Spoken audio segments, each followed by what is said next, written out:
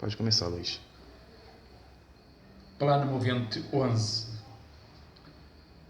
O vazio afirmativo do poema diz-nos que nada está presente, fixo. O vazio vive da diferença gravífica da dança das simultaneidades, das projeções sem topologias, onde tudo desliza espectralmente, nas variações correspondentes dos gritos eremíticos, imanentes, viajantes. Sim, a verdade inverdadeira, anorgânica, sem reflexões. Cânticos transeuntes da terra interagem com a consagração dos ciclos das epifanias, sem órgãos. Aqui ressurgem as forças deslocadas do mundo impensado. A voz do mundo dentro de um mundo de silêncio desconcertante, onde a vontade artesã nos enturva visivelmente e nos provoca emancipação. Uma emancipação insubordinada, cinematográfica, em desvio destruidor de conceptualizações. Olhem, as interações do inatingível, a ruína do exórdio, a intercriação, o infactível matérico, o desmoronamento piramidal, a flexibilidade incorpórea, a antropogênese variacional, a perplexidade do vivido, a tocar-nos nos paradoxos dinâmicos das raias pansemióticas de um devir fabulatório. Há que desmanchar as liações do outro lado da linguagem vegetal humana, criativamente inumana. Fugir ergodicamente na arte do espaço em captura galáctica. É aqui que o leitor desliza na loucura acústica dos rumores da incompletude, no risco das metamorfoses físicas, rompendo estruturas dinâmicas, ao silenciar a chicotada do dizer da fenda na voz sem órgãos, que está sempre no limite do que pode ser dito numa língua inoperativa e desdobrada pelos movimentos dos hiatos do vazio pensante. Recomposições intensivas, dizem. Seu corpo, tatuado de murmúrios do mundo, aventura-se no recomeço da floresta da língua sem mapas, onde tudo se desagrega através da errância, do exílio, do êxodo, dos desvios e dos contrários. Uma cissura irrefletida. Eis o leitor migrador, que é arrastado pelo magnetismo da antecipação da magicatura do poema, em arrebatamento, em rebentamento, que o transforma em ladrão de afetos do caos criativo. Sim, ele transcodifica a transgressão heteronímica, segrega, produz o transpoema numa ciranda de fluxos narcóticos indeterminantes, de ecos e alfabetos agramaticais que fazem vazar as sensações incontroláveis entre o sadismo de quem interage com o necrotério do próprio poema, os paradoxos das composições expandidas no espaço da impossibilidade, e o bumerangue de abandonos estreados pelas rotações da orfandade, imbrincada nas cartografias interiores do leitor. Do leitor em desaparição, que se volta sem pontos de referência noutro espaço de séries interseccionadas nas voltagens dos receptáculos moventes. Solicitar a reflexividade sempre irrealizada, e as variantes do poema ausente que atravessa a multidão solitária da língua petrológica, com os escoamentos das suas transfronteiras transformadas pelas microgesticulações dos olhares, ao desmultiplicar as velocidades, e as contrações e expansões febris ilimitadas do leitor, com os intervalos decomponíveis no inapreensível, do xadrez do ansiamento. É esse o leitor que se recolhe na fisiologia da língua estrangeira, nas visões inadaptadas, e se torna um arqueólogo do deserto da estética da vida, recolhendo vestígios em mosaico, adentro das seduções imanentes e petróficas, onde o corpo dançante em curto-circuito é permanentemente contaminado pela transversalização do alboroto paradoxal. Esta conflagração das forças panerescópicas é a imersão da indiscernibilidade feita de ecrãs transformadores de reciprocidades atmosféricas, de falhanços incomensuráveis, de liberações fora das trajetórias. Infiltra-se noutros ecrãs da ilimitação do visível, entre venenos curandeiros e de aberturas absorventes. Transmover, sim. Transmover espaços heterogéneos e remetê-los para as vontades dos centros infinitos que abocanham esteticamente, sucessivamente, tudo que reage com outros desejos e arrancamentos construídos pelas cartografias vampirizadas, assaltadas pelos estorvos líquidos do escrileitor, transe de derivações sem biografias.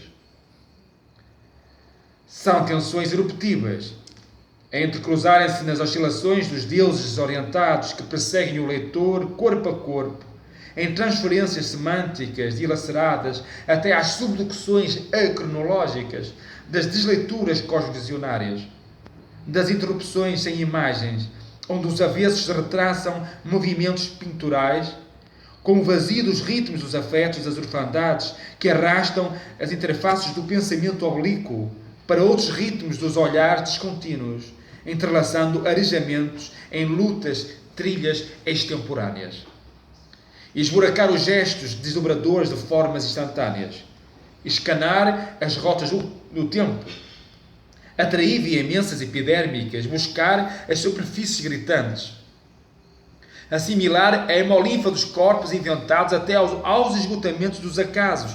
Porque o leitor se nutre de possibilidades ressoantes, de fluxibilidades que se projetam a cada instante nas forças do mundo, abeberadas de perplexidades, de casulos sem datas, de vagantes, de desertos vertebrais. Vejam o corpo em vigília expressionista, transformado num golpe obscuro de várias fricções, de vários intervalos rítmicos roturantes que abalam os feixes de milhares de ecos à procura do silêncio exprobrado, dos eixos dos olhares construídos pelo caos desejante de arquipélagos disseminadores de dobras, de permanentes encontros móveis, de derribamentos movediços, onde a expressividade intervém nas zonas de justaposições indefinidas do poema arquitetado pela gesticulação ou pelas gesticulações mímicas giratórias. Intraduzível a afetação dos trilhos de força da vida nómada, adensada pela dispersão e pela precipitação dos lances inapreensíveis provocados pelas quase inscrições das utomias acrobáticas que zigue-zagueiam entre o desfazer ressoante do poema áptico e desmedido e o pensamento tensional cósmico onde recomeça a sua recusa, entre os repuxos do tempo e a eclosão de si próprio, ao caminhar adentro do arrastamento do texto já perfurado. Sim, perfurado e em movimento contra a sua morte, resultante dos jogos das forças do mundo, imperceptivelmente articuladas às fragmentações das palavras, em afecções naufragantes, regerminadoras de cartografias terrivelmente cruéis. É a gestação marcada da crítica nas dobraduras da espiritualização da estranheza, aspergindo contágios das irresoluções, das intensidades gestuais natura metamórficas que escapam à conjuntura humano-inumano, vivendo das descontinuidades alteráveis de uma gramática subterrânea e viajante. Sim, o leitor sente esta denegação expansiva do texto terra invertida, que desagrega os olhares numa reflexão infinita, quando absorve os eclipses em forma de películas fotográficas incorporadas, anónimas, nas danças do pensamento multiplicador de aguagens, esculpidas noutros territórios em decomposição, que ocasionam formas móveis, escavadoras de visões obcecantes, travestidas, que anteriorizam visões inconcebíveis e antepõem visões pluridimensionais. Estamos perante a dilatação da polissemia visionária. São estas mudanças de olhares dentro da própria visão hieroglífica, incluída noutros mundos tatuados de coexistências dissimétricas e tribais, noutras expressões extravagantes que fazem viver o movimento poema-leitor, articulado ao desaparecimento em transferência, em insurreição heterotópica e cosmogónica. O leitor se redescobre na vitalidade do acaso fabulador. nos vestígios insignificantes, que o forçam a pensar experimentalmente entre os cânticos dos pássaros migradores e as catástrofes que reabsorvem engenharias intervalares. Assim, perverterá as versões do mundo.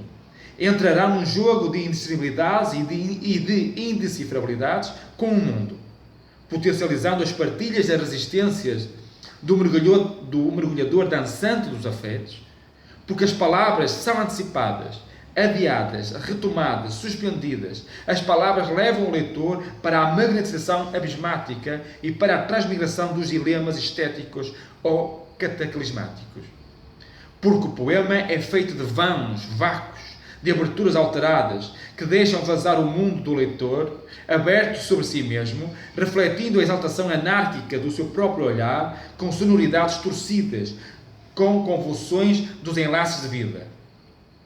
Esta visão espessa e singular retraduz-se noutra visão gótica, em direção ao eco da estranheza heteronómica, às ressonâncias sensório-motoras prestidigitadoras que tentam recuar, expandindo os desmoronamentos até aos primórdios da língua das adivinhações, onde a afetuosidade musical dos atos sensórios e as transimagens extrapolam e se confundem ao encerrarem o leitor no silêncio da gestação obscura, intercalada pelo flagício, na potência do deslocamento demoníaco, nas forças insubordinadas descentradas entre as tensões musculares dos náufragos imperceptíveis, afastados das subjetivações, das categorizações, porque o poema nunca se adaptará.